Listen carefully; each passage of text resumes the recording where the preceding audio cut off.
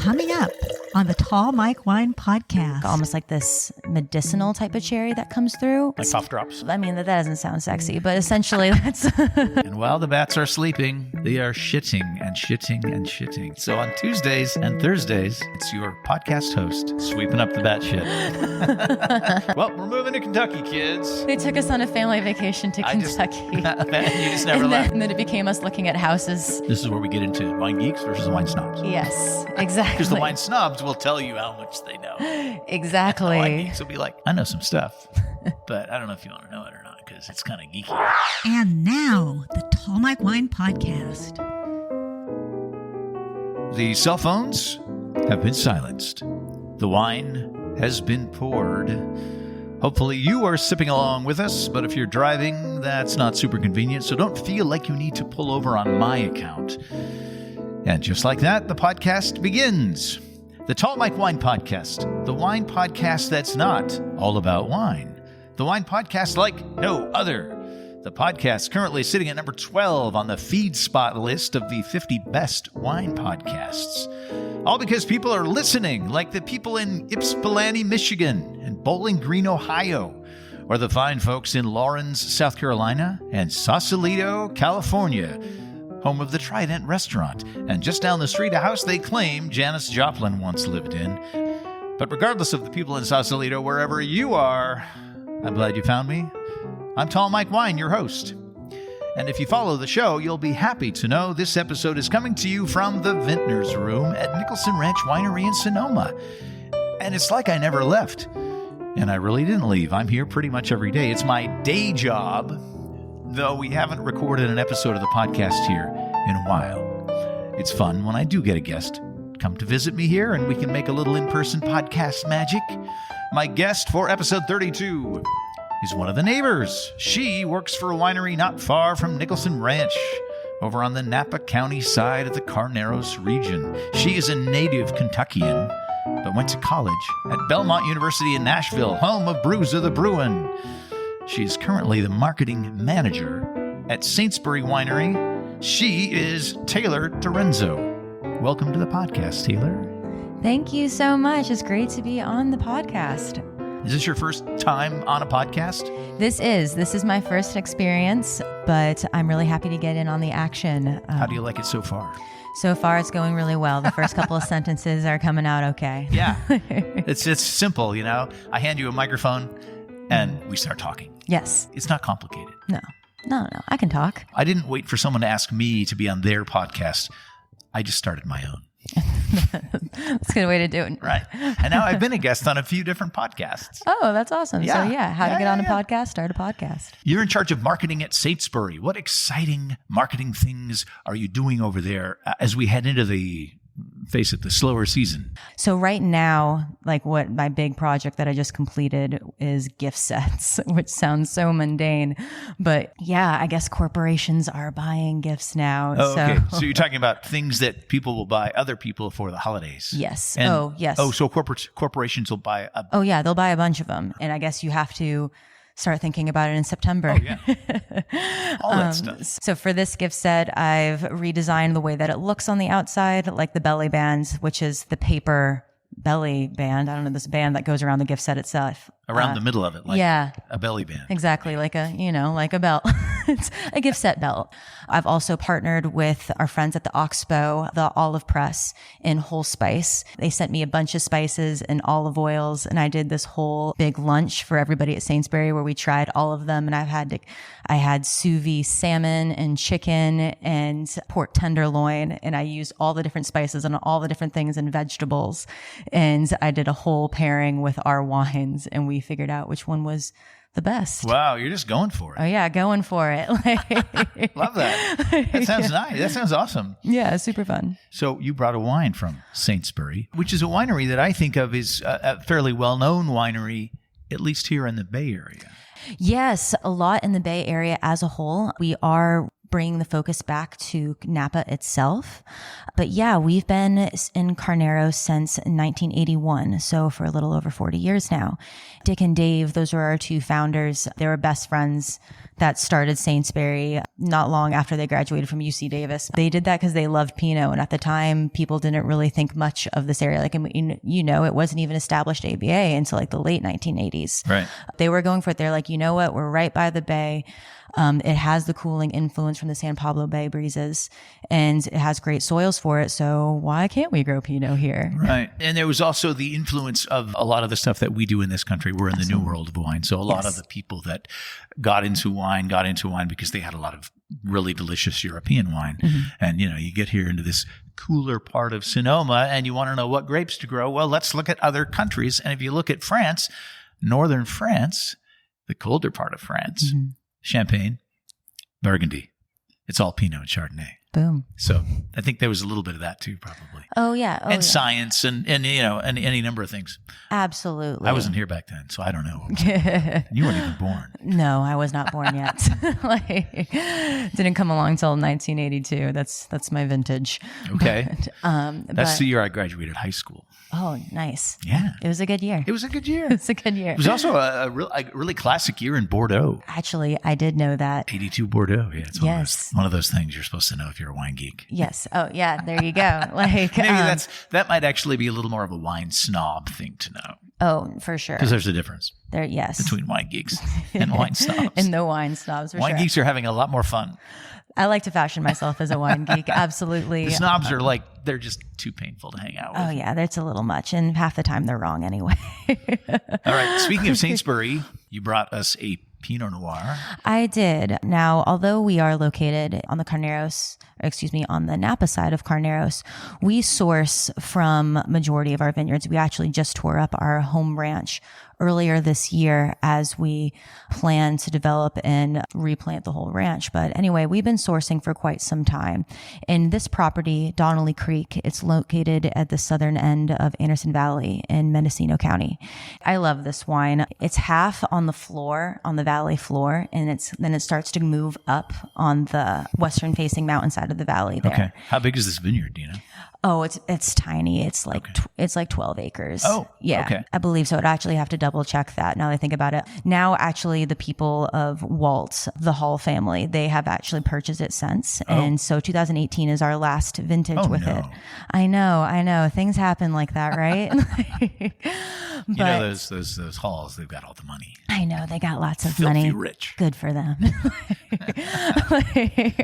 I want lots of money. But anyway, until then, I like to drink the wine from people who grow savor it. I mean, the 2018 is the last one, so you got to savor it. This is 2018 Pinot Noir, Donnelly Creek from Saintsbury, Anderson Valley.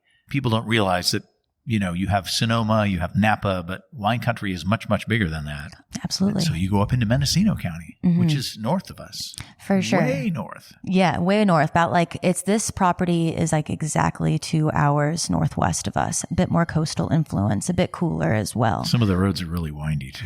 Oh, for sure. If you're prone to car sickness, be careful. Oh, yes. That is actually a great disclaimer. Yeah. I'm getting a lot of blueberry on the nose, which is one of those things I get with Mendocino Pinot. Oh, nice. Yeah, blueberry. Because, you know, Pinot is not really Pinot from down here. You don't get a lot of blueberry. No. You know, you get a lot of cherry, black cherry, all different cherries.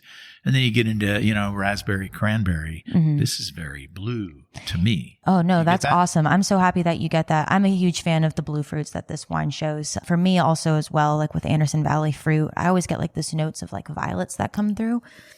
And then for me, so with the way these vines are, they're about 40 years old now. And it's part Pommard clone, which is a clone of Pinot Noir that is from the Pommard region of France.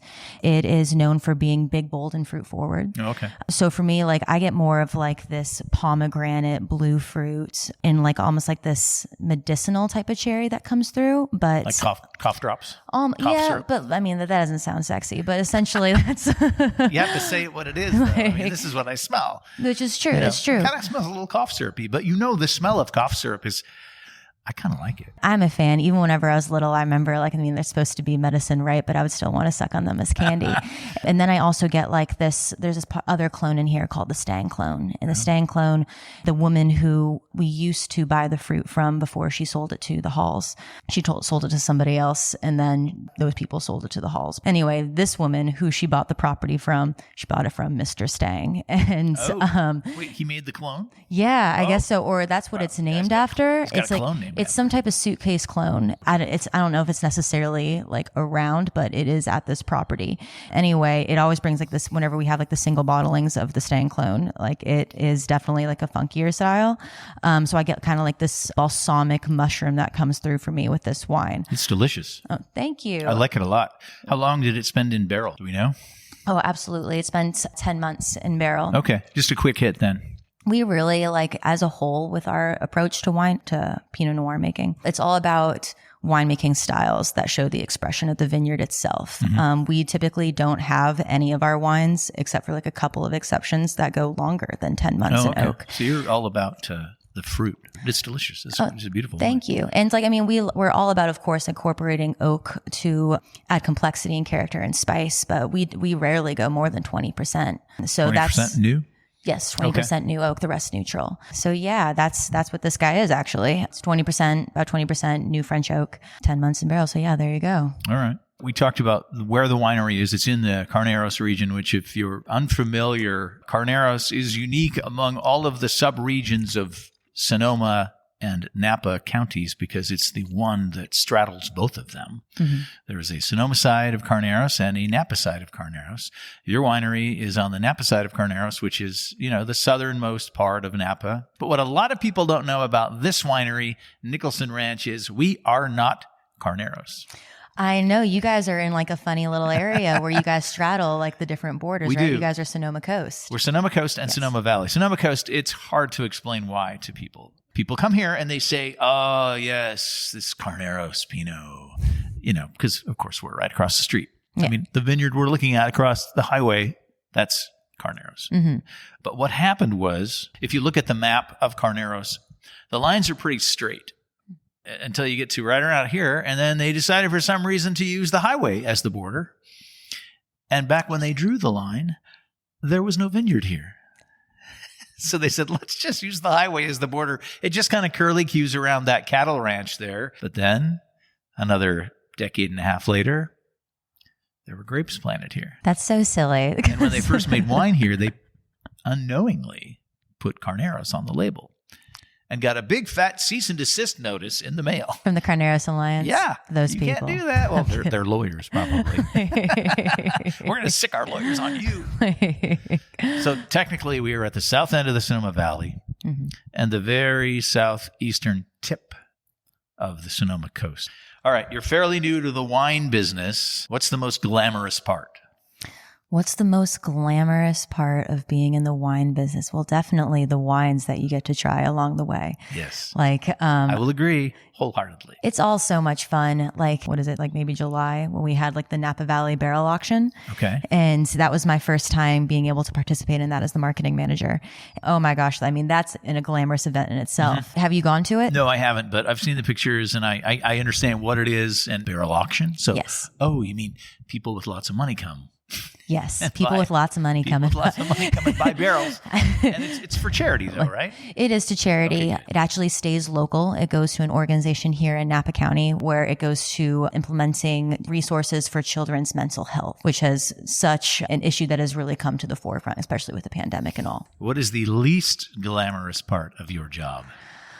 The least And then when glamorous. you tell me what yours is, I'll tell you what mine is. And I'll tell you how this question came to be. Oh my gosh. Okay. It's going to take me a second to think about it. Cause right now I'm at least fortunate in place with marketing.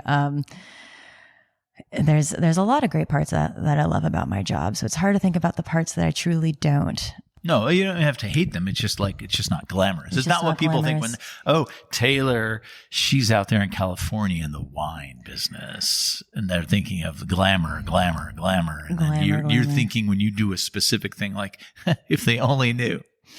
Right. Let me tell you mine. Yes, you tell me yours, and that would maybe inspiration for me. So here at Nicholson Ranch, right now, I work Tuesday through Saturday.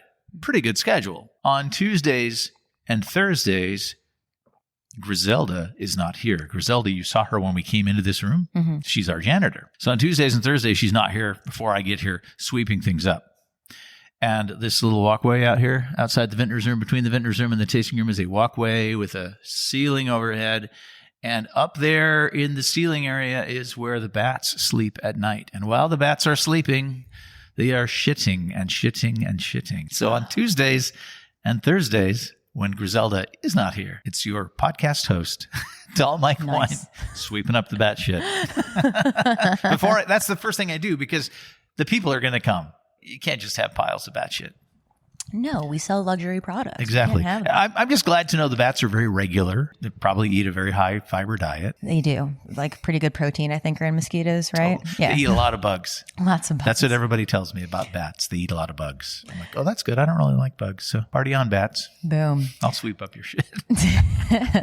So before I was the marketing manager at Saintsbury, I was a hospitality associate, and I poured in the garden. Right. And yeah, that was what I did every morning. Is our tasting area is outside. Okay. And we have lots of trees, and birds love sitting in the trees and then pooping. And so every morning, I would have to take the poop bucket and the poop brush, and I would have to scrub the tables.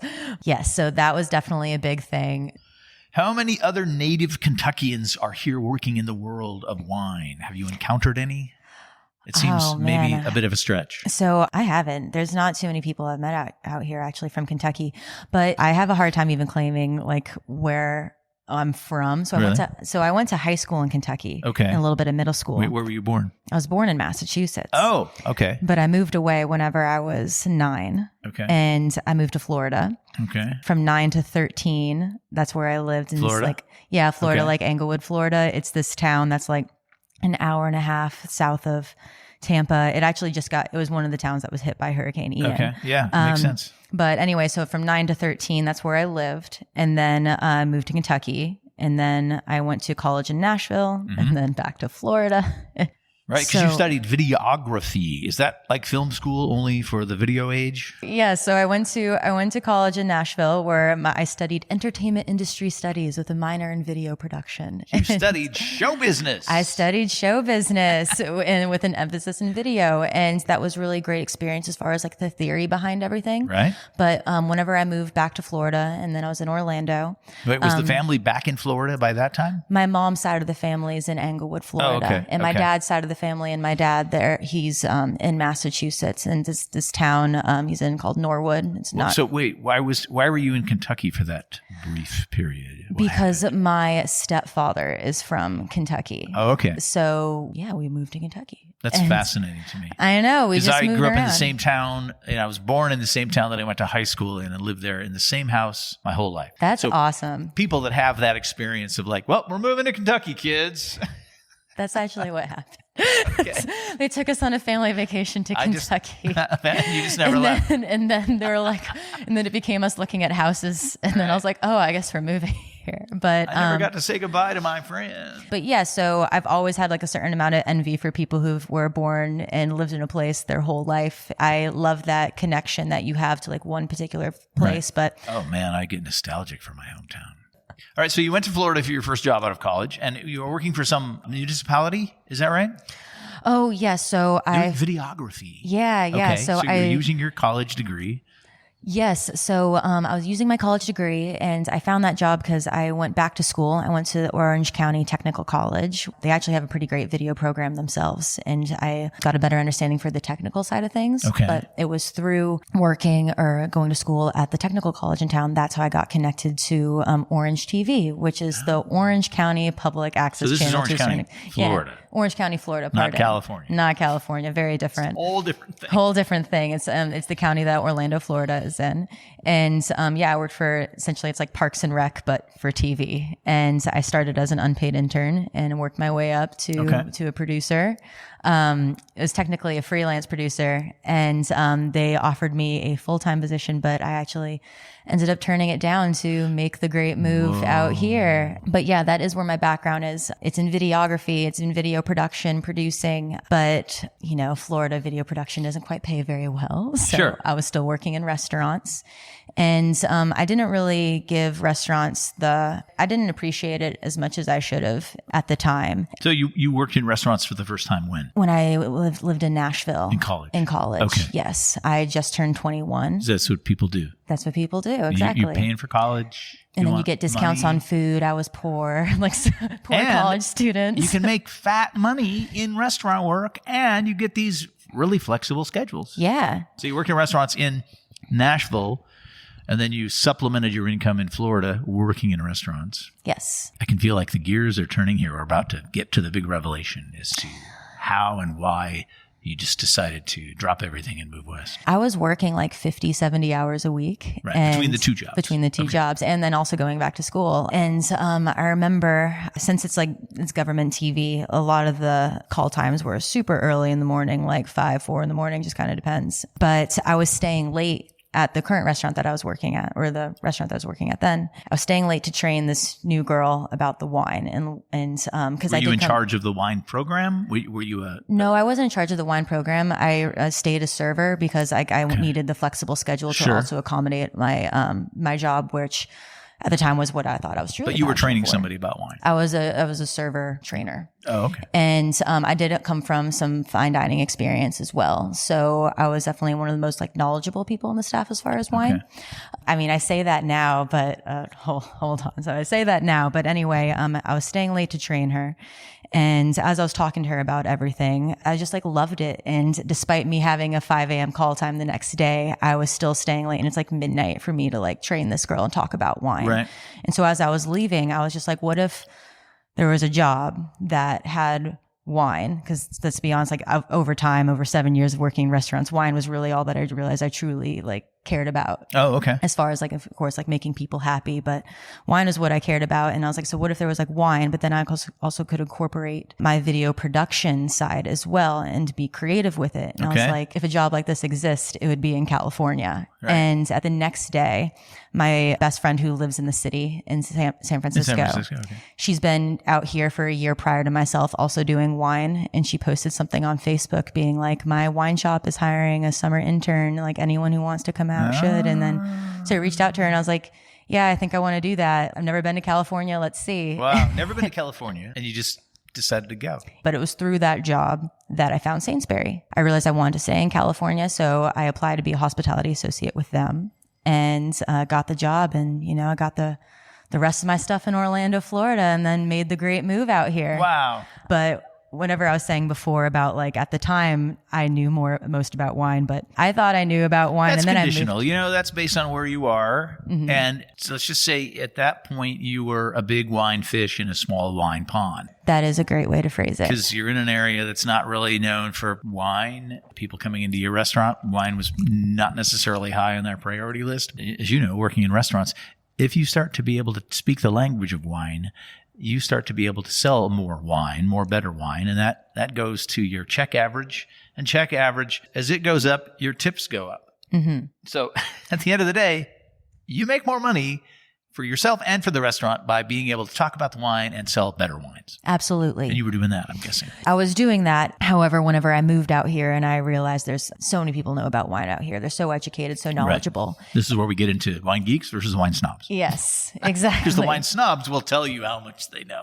Exactly. The wine geeks will be I know some stuff, but I don't know if you want to know it or not because it's kind of geeky. I don't really... Of course, my job here, I have to talk about wine all day. But, if out in the regular part of the world, you're at a restaurant and then somebody hands me the wine list because they're like, Mike knows about wine. And then everybody's looking at you and well, I do, but I don't, and it's not like I'm Superman or anything. No, for sure. Even whenever you describe what rosé is to people. And they're just like, wait, what? You're saying rosé comes from red skin grapes? Like all rosé? It's a crazy revelation. And they're like, yes. And then their minds are blown. How people know there are no pink grapes that they make rosé from. That's not the way it works. Not quite. Not quite. But yeah, so I learned more. I really it just really further and further drove my passion to be in wine and then to eventually be in wine marketing. Yeah. That's, there's a lot of that in the wine world because a lot of us are not from here. Mm-hmm. We ended up here and everybody's got a story, but a lot of it involves, I was just kind of following this thing that I was into, this wine thing. And there's usually a happy ending. Absolutely. With a wine glass in one hand and a microphone in the other. Boom. We made it. All right. So we're going to taste the next wine. Did you finish the Pinot? Oh, yes. I believe this is actually, the Pinot? This is the Syrah you poured the second one? Okay, good. Did I pour it for you? You did. I guess I'm just that kind of guy. We're just lost in conversation. I know. But before we talk about the second wine, I want to mention that I handed Taylor, when we started, her very own stack of Tall Mike Wine podcast coasters. And you being a marketing person, I want to hear your feedback on the coaster as a marketing device for the podcast. Oh, no, I am very pro coasters. I'm looking into getting Saintsbury coasters right now. Okay. That's one of the things. But people love the ceramic ones. The ceramic, yeah. And they want to buy them. They do. They come here and they're like, we collect ceramic coasters. Do you have any? I'm like, no. Yeah. People pay big money for a piece of ceramic. They do. With the logo on it. Exactly. So you should get some. We should. And at the wine shop that I first worked at out here, we had coasters. And I remember people would go nuts for them. Right. And people still ask us, they're asking us for t-shirts. They're asking us for a gift shop. And we'll never have a gift shop. At the end of the day, we wanted to keep the focus on the wine. Thank you for not doing that. Oh, thank you. We don't want to do that. Deepak, my boss, Deepak, not a fan. Yeah, not a fan of merch. Yeah. It's great if you're a rock band.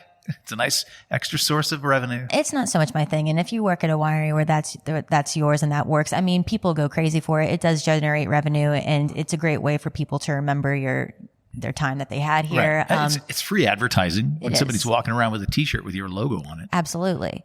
And I'm not going to lie, I went to Mexico for Valle de Guadalupe, Mexican wine country, a couple of months ago. Okay. And I remember the second winery that we went to, we bought wine at the first winery. We already meet our maximum for what we could bring over the border. Okay. And so, but I really wanted something to still remember that time that I had there. So I did buy a t-shirt. I was one of those people. Anyway, coasters are great. I think that's a great. Mine aren't made of ceramic though. They're just made of thick paper. No, it's like a practical business card. Yeah, that's what I tell people. I say, let me give you my card. It's not really a card. It's a coaster with my picture on it. And then they think, oh my God, who's this guy? I like it. And then they see that there's a podcast and they're like, oh, then you got him. Boom. Then you got him. No, I love it. I really love the detail on the back, which you said that your friend did for you. My with friend this Amanda wine did mark. that. Yes, Amanda that's awesome. is a genius. Beautiful. And it really looks like she made it by getting wine on the stem of her glass and making that ring. It looks fantastic. I'll send you some coasters if you send me an email with your address, if you're comfortable giving me your address. If you're comfortable. The email is tallmikewine@gmail.com. Just send me a quick email. Let me know what you think about the podcast. Hope you're enjoying it.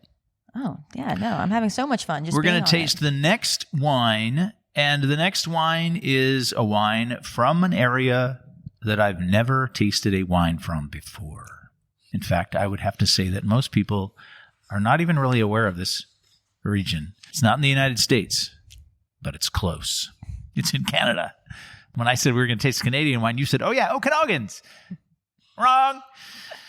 It's actually the eastern part of Canada, and I printed out a map, and I'm going to describe to you, Taylor, if you're following along at home. Here's a map of the Great Lakes. Okay, this is the Great Lakes of the United States of America and Canada. Canada is, you'd think the border would be straight. But no, the border of Canada zigs and zags throughout the Great Lake region. So you have a situation where the easternmost Great Lake, Lake Ontario, basically sits right on top of New York State. Okay? But right down here, there's an area. So on the other side of the lake from New York is Toronto. Major population center. You think, okay, Toronto, we're at the end of Canada because we've come to Toronto. But no, a little piece of Canada snakes around the western end of Lake Ontario and goes underneath it and sneaks right up alongside Buffalo, New York. Buffalo is right across the border from Canada. but it's not to the north like you would think. Oh, Canada's north of us. No, if you're in Buffalo, you want to go to Canada, you got to go that way. And they point west. No, but that's America too, right? No. There's this little part of Canada to the south of Lake Ontario, to the west of Buffalo, New York, where they make this wine. This wine is called Big Head Syrah. This is part of their Raw series. I'm going to break that down for you. The Big Head is the name of the winery. This winemaker, I've seen pictures on their website. It looks like he has kind of a big head. Oh, man. So, that's where the name comes from. I don't know if it's freakishly large, but it looks like maybe he's got kind of a big head. So they named the winery Big Head. Nice. It's like, it reminds me of Adam Sandler. He says he has an egg-shaped head. So. Okay. Yeah. Their motto is ahead of our time. Dun-dun-dun. Clever, right? Now, the thing about this Syrah, it's grown in a region called Niagara Lakeshore. But Niagara Falls actually is closer to Lake Erie, even more complicated. So anyway, you're on the shores of Lake Ontario in beautiful Canada. And then they have a Syrah. So it's a Syrah, but it's a Syrah that is weird because it does not get aged in oak barrels. And I was kind of afraid of this wine. I mean, I acquired it through some of my usual weird methods of acquiring wine because I want to always drink something that's different. Mm-hmm. It's going to blow my mind. Mm-hmm. So I got a bottle of this because I looked it up and oh, look, that looks interesting. Okay, I'll get a bottle. I'll probably open it on the podcast and talk about it. It's fermented, and this is a way they make wine. Sometimes it's called a whole cluster. So they drop all the clusters in the tank. Then they're going to do carbonic fermentation. So they seal the tank and they pump it full of CO2. Now, this is a method that they use in, what's the area in France I'm thinking of? The one Beaujolais, exactly. Thank you. You're welcome. So this is also carbonic, not just whole cluster? No, it's carbonic too. Oh, interesting. Whole cluster, carbonic. And then, and if we're losing you here, I'm sorry, but this is just, we're geeking out. So they don't destem the fruit, which is what most wineries do when they make red wine. They destem the fruit because the stem inclusion, as they say, can bring a lot of interesting flavors into the wine. And some people are like, no, not in my wine. I don't want that. They just want this nice pure fruit flavor. Mm-hmm. So stem inclusion, carbonic, which keeps the thing sealed and accentuates the fruit flavors, right? Yes. So what it does, it accentuates the fruit flavors, and it also is a great way of extracting color with minimum interference from tannin. And don't the grapes sort of begin to ferment from the inside out and they just explode? Absolutely. Okay. Yeah. I've never seen it on YouTube, but it sounds cool. I'm a huge fan of carbonic. I'm a huge fan of whole cluster. That's also a lot of what we do at Saintsbury. We'll do some carbonic. We'll do partial carbonic, but that's actually what we do for this wine that is our first and only time that we're going to make it. Cinsault. It's from Lodi, and it's actually from some of the oldest vines in the world of Cinsault. Oh. We did partial carbonic on that one, but a lot of our wines, what we'll do is we'll do partial whole cluster. We'll sort the fruit, and we'll do about 20% of the hull. Mm-hmm. We'll have that skip the destemmer. And then it'll go in the fermenter, and then we'll destem the rest. Uh-huh. What we'll do, this is what we do with a lot of our Pinots. We'll then do open top fermentation, so it doesn't go through carbonic. Yeah, the regular kind. Yeah, it just goes through straight up fermentation. But you still get the essence of the whole cluster. So what we really like with stem inclusion, I mean, you have to make sure the stems are ripe. So what our winemaker is literally doing is he's going through and he's chewing on the stems. He's chewing on the whole, the whole cone of Pinot to make sure, what flavors am I putting in here? People come into the winery and who's that crazy guy down there chewing on the stems? Chewing on some stems. That's what he's doing. And he's really, you're thinking about the extra tannin that it adds whenever you do stem inclusion. You're thinking about there's definitely some tannin on this. Oh, for sure. Definitely some tannin. No, it's interesting. This wine, it needs to open up a little bit more. It totally does. We opened it before we started talking, so it hasn't been open very long. Oh, no, for sure. So this is the whole process. They ferment whole cluster carbonically. They're also, at the same time, fermenting some Viognier. Oh, nice. So they add a little Viognier to this, but they don't add. It's all explained right here. Mm-hmm. And as you notice, toward the bottom of this passage right here, there's a little parenthetical matter. It says, "Did you follow all that?" Because the way they explain it confused me. I'm like, wait a minute, what did you do? I love that. I love that so much. That's what I feel like sometimes whenever I'm sending out my marketing emails, and I'm I want to tell people as much as I possibly can, but it's because it's fascinating. It is fascinating. But at some point, people go, "What the fuck are they talking about?" So anyway, it's whole cluster, And then once it's done fermenting, before it goes into not a barrel, a cement vessel for aging. So this is not aged in wood. They drain the tank and then they put all the skins and the pulp and all the stuff that you would normally put in the press and press. They put it in the press and don't turn it on.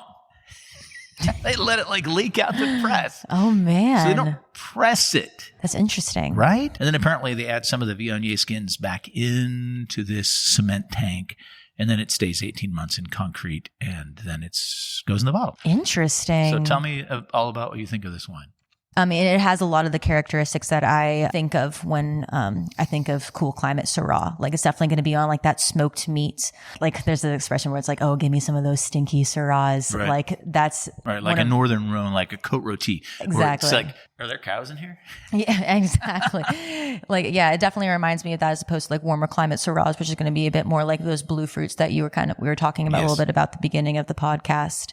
A little bit more on like the fruit forward side of this one. No, like it shows its tannins. It's definitely kind of makes me even think of like, I'm just thinking of whenever you go to the deli and you get like smoked and sliced ham or roast beef. That's what I'm thinking of. Okay. I'm getting like a heavy umami kind of thing. Yeah, I am. Okay. Yeah. To me, so I'm enjoying the tannins right now. Like, I'm drying out pretty good here. This is definitely something that could be aged. This is 2017, so it's not super old. And normally I would not drink a Syrah that is this young, but I just couldn't wait to share it with you. Thank you. I get dusty spiciness on the nose. And then on the palate, it's like there's some fruit. And now there's a whole lot of other things. Whoa, what are these other things? And this is where I have a hard time describing it. Oh, for sure. I mean, it's just, to me, it tastes brambly. Brambly. Like I'm actually tasting those stems. There's something in there that's not fruit. It's not the oak because there was no oak. No oak. I don't know what the cement's going to give the wine, but no, the cement's is not going to impartial any particular flavor. Like maybe at times it can get essence of the minerality, but I'm not really getting that here. That's like tougher to pick up with some red wines whenever they're fermented in egg. I feel like your winemaker, and I feel like I'm chewing on the stems. Chewing on the stems. Oh, you think it's stemmy? It's a little stemmy, yeah. I'm waiting for this to open up a little bit. Not in a bad way. It's just like, oh, that's what it is. It's very interesting, and it would be lovely with like a charcuterie plate or something. One thing that I am getting that would maybe be a cool thing to talk about is it does have like this smell of canned corn, which I associate with reduction. And whenever you have a wine that kind of smells like it's canned corn in this way, that means that the wine smell is again to see if I get the canned corn. It's a bit reduced, which means people are looking at their podcast player right now. They're just shaking their head. They're just like, what? What are those guys talking? What are those guys? Oh no. So reduction, it's the opposite of oxidization. What oxidization means that there's too much oxygen with the wine and it's blown it out essentially. Right. Reduction is lack of oxygen. So whenever you get a wine that smells like that, like it's not necessarily flawed, it's just been in the bottle. So what you do is you just swirl it around, like decant it and really get that air in there. Yep. And then let it blow off. Your wine will be fine. Now, some wines take a little bit longer than others. It just kind of depends on what you're pouring, but this is definitely a wine. So when you say canned corn, are you talking about, because when I think of canned corn, I think about corn packed in water in a can. You open the can and you smell this kind of sweet but weird, corny smell. That's exactly it. Okay. Yes. Okay. Yeah. I grew up eating canned corn, baby. We all know that smell. Like there's canned corn, and then there's the much more sophisticated canned creamed corn. Oh yes, this isn't quite that. The cream isn't there. Love me some creamed corn right out of the can. I'll eat it right out of the can. Right out of the can. Yeah, like I'm not anti-canned corn. Whenever you're in a pinch and you make some salsa, boom. Yeah, for sure. But anyway, so I'm just letting this open up now. But like I get like, again, like the brambliness, I totally get there. Like you almost get a little bit of like this dried raspberry kind of note that comes through as well. Yeah, it's got nice fruit to it. Yeah. But it's not a fruit bomb by any stretch. It's definitely a wine that is a little more challenging for people who might be new to wine. But it's really good. I like it. No, I'm digging it. Like, and especially like, I love trying wines from new regions that I haven't explored before. So that you bringing this, a Great Lakes Canadian wine, like it's not very often you get to really even have Canadian wine, like here in the States, like that I find like it's Canada for despite it being our neighbors, they're very protective of their industry. Not a lot of wine comes out. No, but actually if you look through the episodes, of my podcast, I found somebody here in the Bay Area who is Canadian, who moved here for love. Nice. And it's great. That's a great story on the podcast. You can check it out. Mm-hmm. And she started her own company because she was missing the Canadian wine. So she started an import company. So she imports them and then sells them on a website. Oh, that's awesome. What's her company called? Cascadia Wine Merchants. That's awesome. I'll have to look that up. It's Cascadia with a K. My old roommate is from Okanagan Valley, actually. Oh, okay. I'll hook you guys up. For sure. And it's like, I know he misses his Canadian wine, so I'll have to let him know. It's funny. There are a few dozen wineries right around us, right? You think about that when you're sitting there at Saintsbury, like, how many wineries are just right around me? It's wild, isn't it? I love it. We live and work in wine country. But I rarely, if ever, talk to people from the other wineries. Oh, really? Right? You came here one day. That's how we met. You were doing winery outreach. And I'm going to do some of that when the weather gets crappy and there's nothing going on here. I'll be driving around with a box of wine bottles and walking in. Hey, I'm Mike from Nicholson Ranch. Hi. Here's a bottle of wine. And then if they're cool, they'll give me a bottle of wine. Yes. Yes. But so I like to, like, once in a while when I encounter somebody at another winery, I say, so, how much is the tasting fee at Saintsbury? And do some people really think it's expensive? I mean, if you compare us to other Napa Valley wineries, we are very reasonable. Right. It's $40 per person. Well, that's nice. 40. Yeah. And it lasts about an hour 15. You get like about 5 wines. Right. And yeah, that's pretty reasonable. I think it's very reasonable. And I always tell people, I say, if you think, because it's $50 here and it's 5 wines and it's about an hour, a little over. And I say, why don't you just go up into the Napa Valley? Like you're in the south part. You're like not really even in the valley. You're in the low valley. Go up into Yountville and St. Helena and Calistoga and start shopping around for tastings. And you're going to see them $75, $100, $125. Heights just came out with a $1,000 tasting fee. $1,000 tasting experience. It lasts all day. I'm thinking of something very off color to ask about that, so I'm not going to do it. Use your imagination. Oh. Anyway, wow, $1,000. $1,000. So you get hot air balloon ride or something like that? I don't think they do that even. Like Really? I think they take I was reading on it because I was like, wow, what does $1,000 get me? I think, of course, like you get to taste their wines. They are a higher end wine or a higher price point wine anyway. Well, yeah. And then and I think they take you on a tour of the vineyard. You also get like a pairing with food, I think. They should give you at least a pairing. At least. Maybe a gift basket. They should also rub my feet while I do. Or something else. Or something else. Exactly. That's what I was thinking of earlier. I had a feeling. But no, so ours is $40. And I understand that whenever people first hear that, and they're new to wine country. Right. Like some people think that you can still like come to Napa Valley, come to even Sonoma even, and just kind of be spontaneous about it. And so, I guess like 40 years ago, tastings used to be completely free. And then we realized that was a bad business model. Right. So we stopped. We're giving away this wine. We're giving away should this be selling wine. because we have bills to pay. Exactly. It's expensive to do what we do. We make really good wine and it doesn't just happen. You know, some guy chews on some stems and a little while later there's beautiful wine to drink in a lovely bottle with a nice label.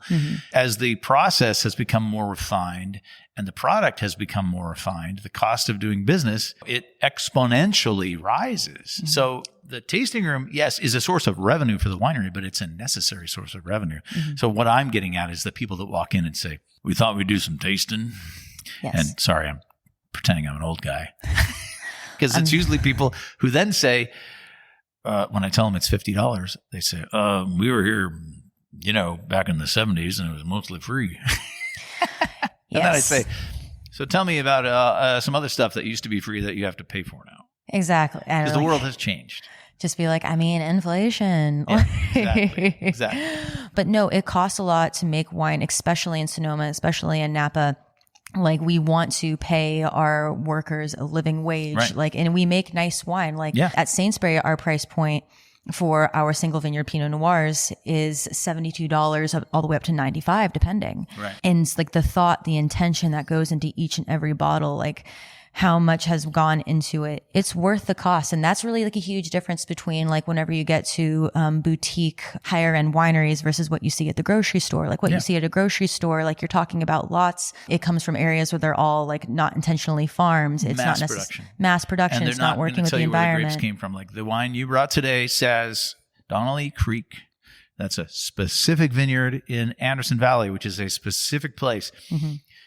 So when you go to the grocery store, count how many bottles just say California on them. Exactly. And when they say just California on them, that means they're trying to hide the fact that they grew the grapes somewhere that's not that great for growing grapes. It's majority of Central Valley. Like we can all like say that, or it's from like all over the place. It's all over Central Valley, and it's in various different AVAs. Like even Mayomi, like they're like we source from 3 different places: Sonoma, Monterey, and Santa Barbara. And it's like, okay, well, whenever you put like, I understand if you like Mayomi, that's your thing for sure. They also definitely put Syrah in their Pinot Noir. So, but anyway, you're kind of losing the terroir, the expression of place whenever you're mixing all these places together. Right. So the single vineyard, you taste where it's from, like you taste the cooler climate. You taste also like the valley floor of western facing slopes where you get that bright fruit character, but also the older vines really bring in that more savory, mature, balsamic, umami kind of note on this Pinot Noir. That all has to do with a lot of people caring about what goes into each bottle. It's more meticulous. Mm-hmm. And the more meticulous you are, the more expensive it's going to be. Absolutely. And hopefully at the end of the day, the better the wine is going to be. Of course. I mean, that's a different conversation. It's going to be a wine people will sit and talk about instead of just talking and sucking it down because they want to just drink wine. And just want to feel something. Right, exactly. How do you like being on a podcast now? This is fun. Like, no, I'm having a great time. Do you listen to any podcasts regularly? Do you have a podcast recommendation for us? This is the thing I do sometimes. Oh, well, I say, now you're on this podcast. Tell me about a great podcast you like. Absolutely. So, I'm more of a visual person. So I love watching documentaries, but the one podcast that I do like is Bedrocks. Chris and Morgan, the two owners of there.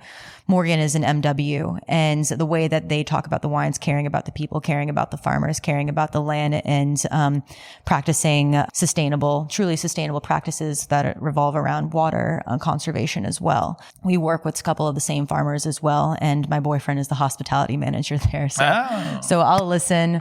They have their own podcast. They do. They have their own podcast. They do. That's awesome. Mm-hmm. I've been loving a podcast that I just discovered recently. Do you ever watch Saturday Night Live? Yes.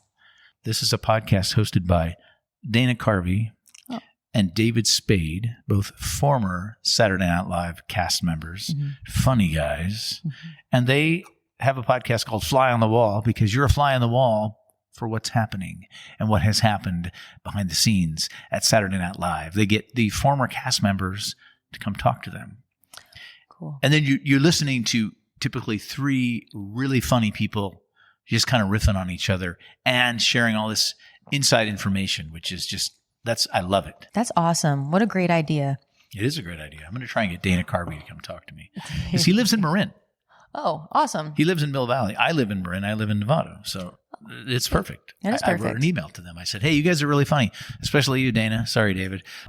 Because I wanted to be a little snarky because they're kind of snarky. Oh, no, that will definitely get their attention. Like, hey, Dana, you're in Marin. Why don't you come hang out with me and do my podcast?